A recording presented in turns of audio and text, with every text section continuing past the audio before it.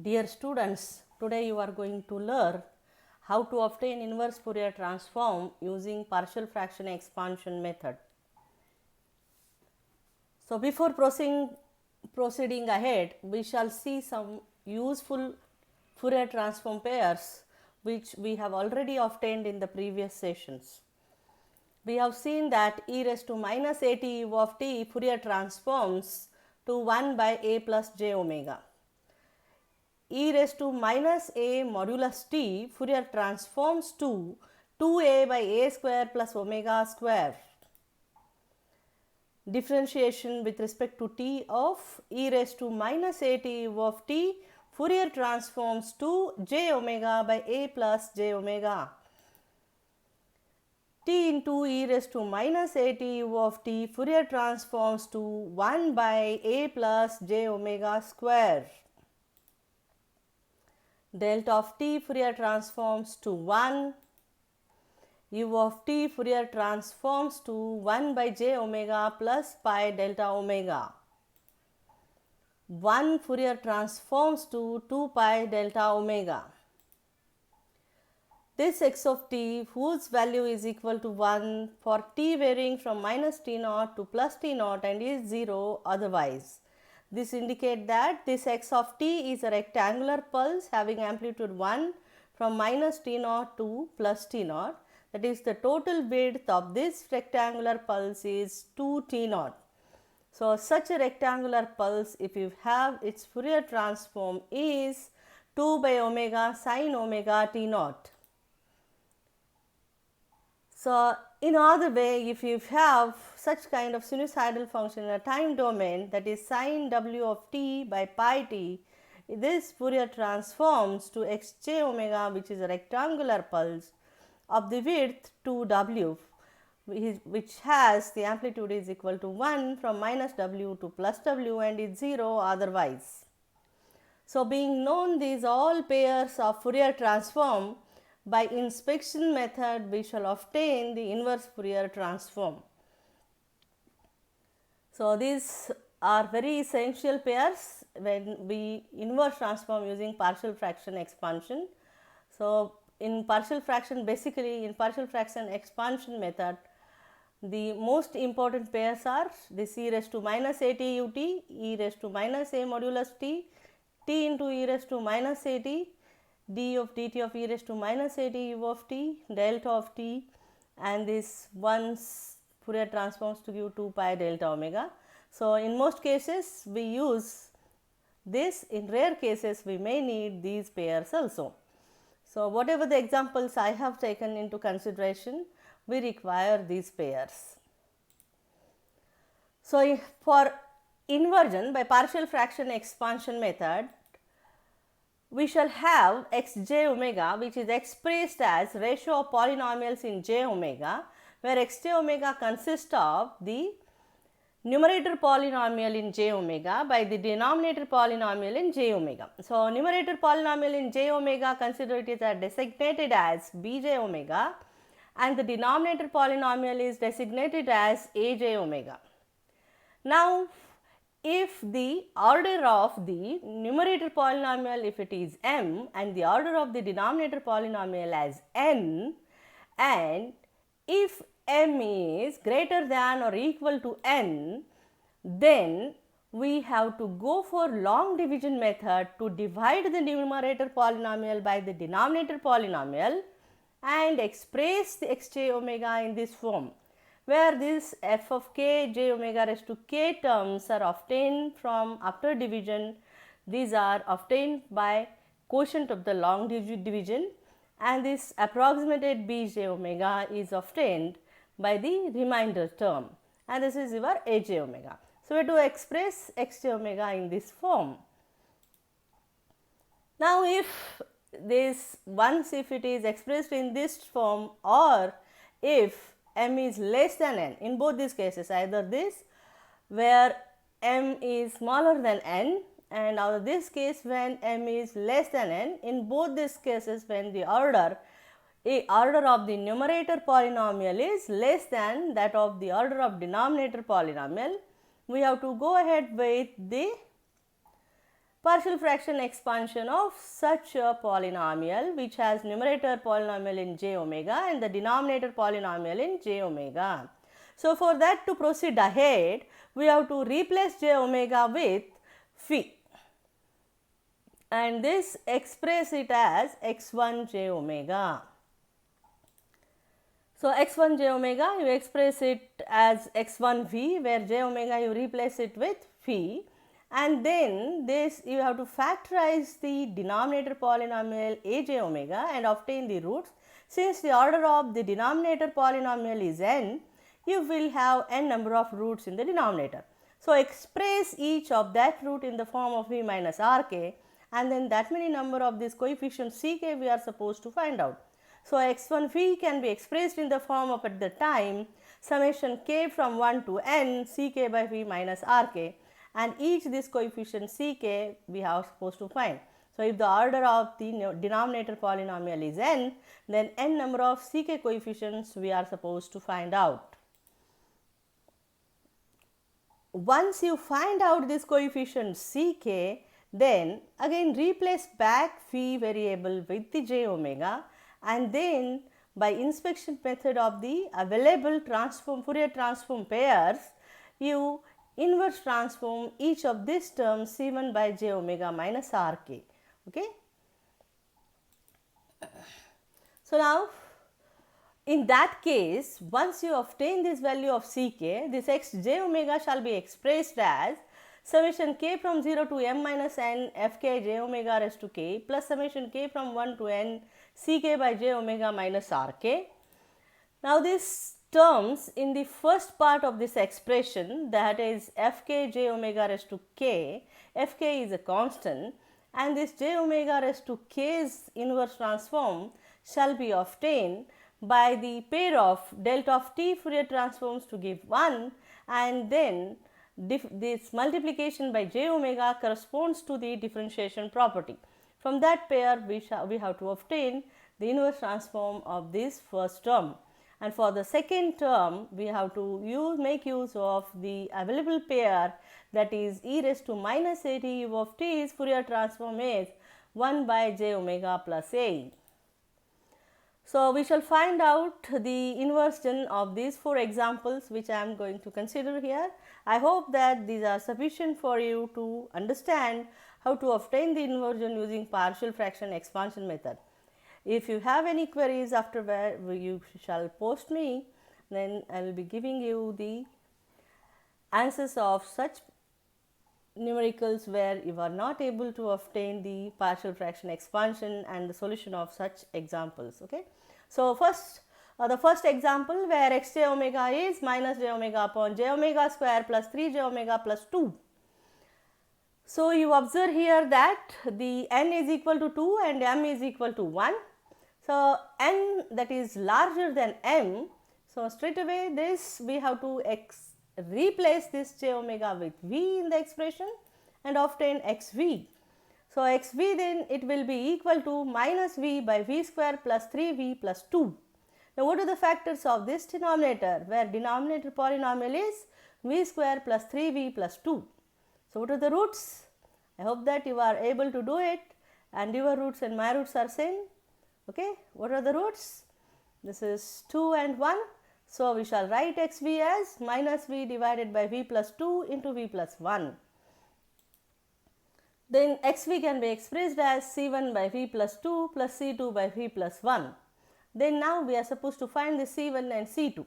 Now, to obtain this value of c1 and the value of c2, to this x of v we have to multiply by v plus 2 and then substitute v is equal to minus 2 in the expression and obtain the value of c1. So, like this. So, to c1 therefore is equal to, when you multiply to this x v by v plus 2, this denominator v plus 2 and this multiplication of v plus 2 will get cancelled, you remain with minus v by v plus 1. So, you are getting that here, and then substitute v is equal to minus 2.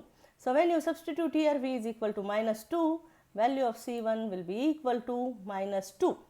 Similarly, to obtain c2, to this x of v we have to multiply by v plus 1 and then substitute v is equal to minus 1 here in these two terms. So, C2 will be equal to minus v by v plus 2, and then substituting v is equal to minus 1. So, C2 is equal to 1.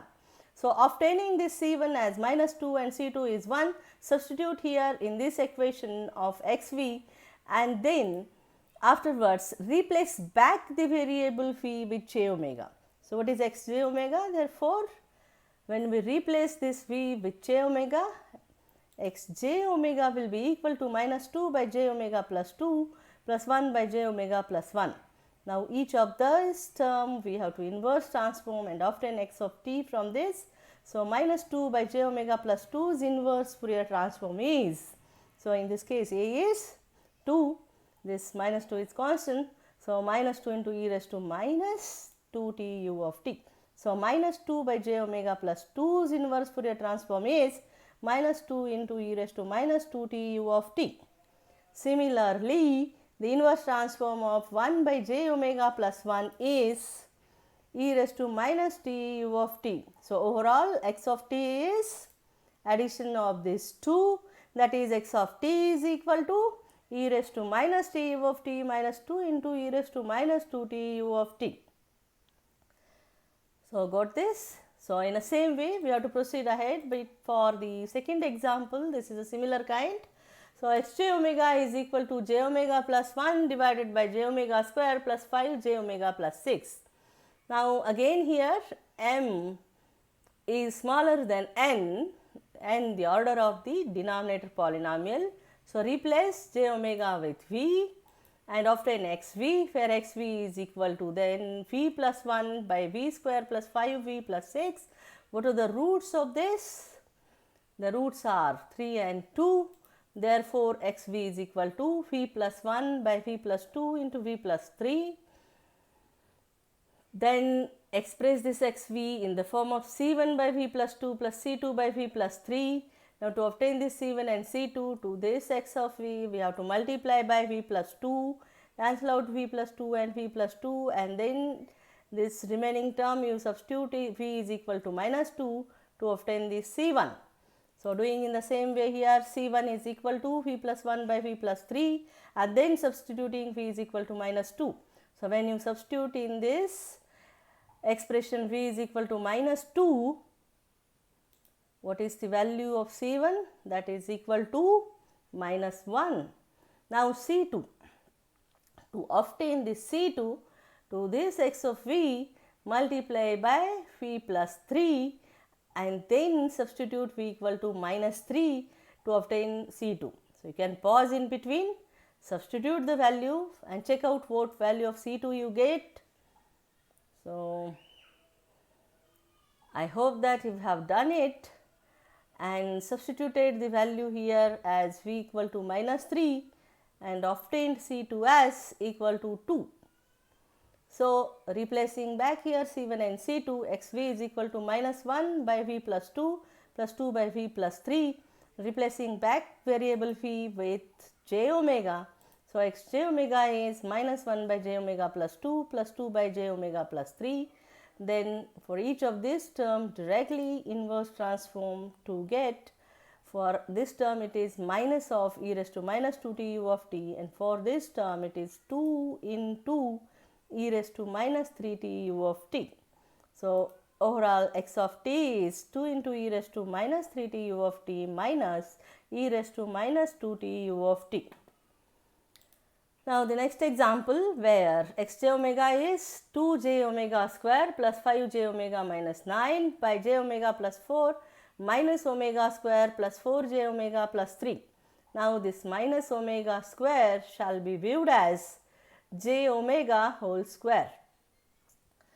So, if you see here, the order of the denominator polynomial is 3, whereas the order of the numerator polynomial is 2.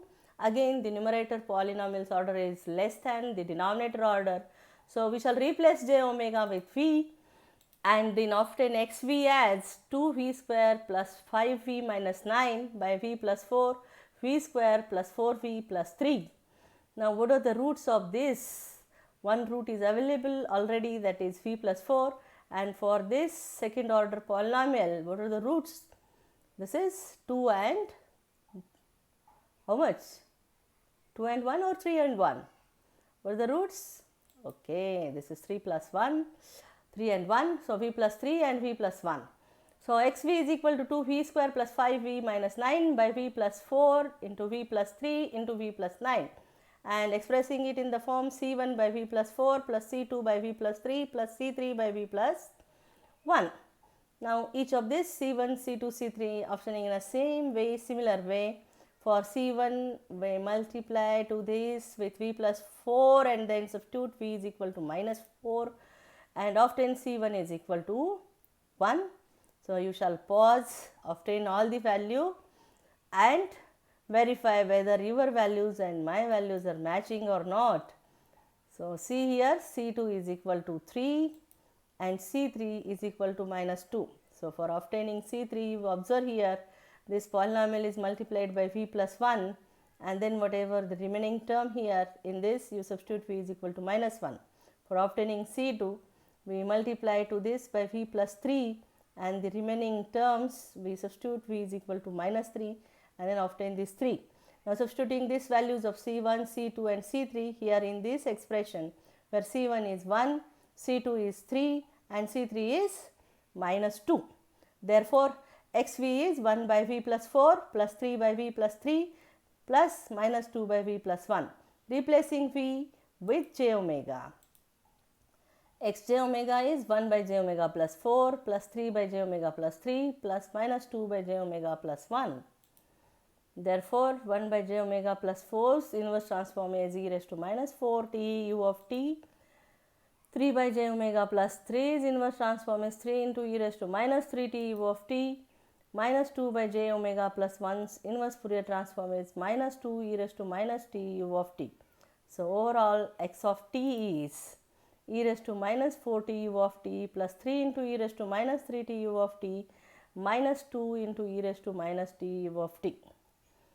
Now, the last example, that is x j omega is equal to j omega plus 3 by j omega plus 1 whole square. Now, this example shall be solved in two ways.